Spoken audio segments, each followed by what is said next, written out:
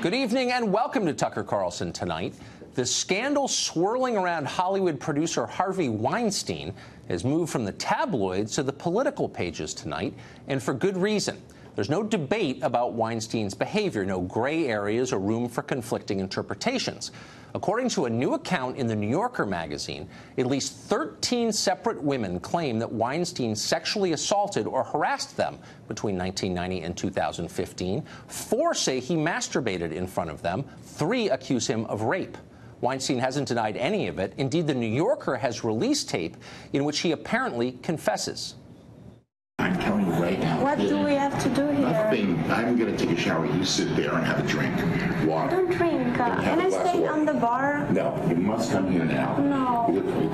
Please. No, I don't want to. I'm not doing anything with you. Now you're embarrassing me. I'm sorry. I cannot. No, yesterday was a kind of aggressive for me.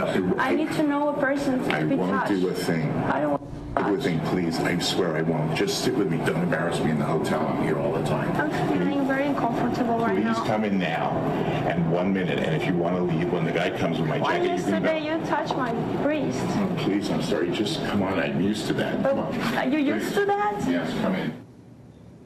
Not all accusations of sexual harassment are real. This one is.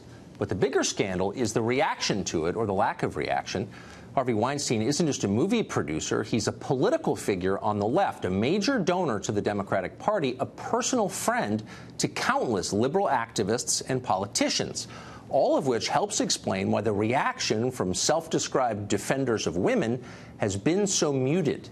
For the days after the story broke, Democrats in Hollywood and Washington seemed to freeze, unsure of what to say, hoping the whole thing would just die down and go away. It hasn't.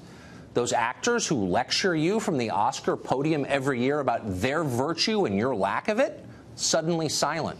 Hillary Clinton traveling on a book tour whose whole purpose is to call out sexism in American society.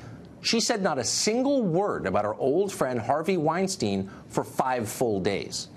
The truth is, Weinstein could never have gotten away with any of this without enablers like Hillary Clinton and the rest of the so-called creative community in Hollywood. They knew about his behavior. It was common knowledge in that world.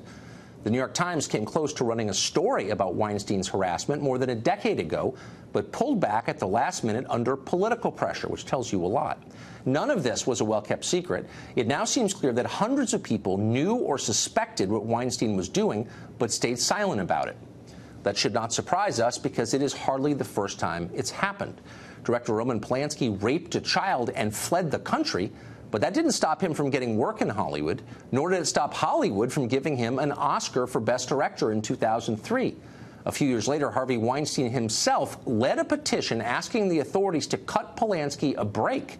That petition was signed by more than 70 prominent Hollywood figures. Meanwhile, Woody Allen has been dogged by sexual abuse allegations for decades, but that's done nothing to slow his steady output of films starring Hollywood's top actors. Once again, one of Woody Allen's biggest defenders was, take a guess, Harvey Weinstein. Weinstein told the LA Times in 1994 that Allen's scandals were basically irrelevant because he was, quote, a comic genius. Now, isolated incidents happen, but this is a trend. Sexual abuse is epidemic in Hollywood. The people in charge have covered it up and made excuses for it, in each case protecting the powerful from the powerless and the abused. It is time for the federal government to get involved. The Department of Justice should launch an immediate investigation into Hollywood's culture of systematic sexual abuse. There's ample precedent for this. Under the Obama administration, the Department of Education launched more than 300 investigations into schools across the country, ranging from Harvard all the way down to Cisco Junior College. All of them sought to expose and punish schools it said violated federal law by enabling cultures of sexual harassment and assault. The Department of Defense, meanwhile, has spent years trying to root out sexual assaults in the armed services. When Jerry Sandusky's crimes were exposed at Penn State, the federal government launched not 1, but 2 investigations into the failure of the school to discover and report his abuse. For years, Democratic senators have taken the lead in condemning institutional sexual abuse. They've held hearings, press conferences, issued statements. Now, because one of their own donors has been accused, they are silent. But there's no reason this ought to be a partisan issue. Democrats in Congress say they care about women. Now we'll see if they mean it.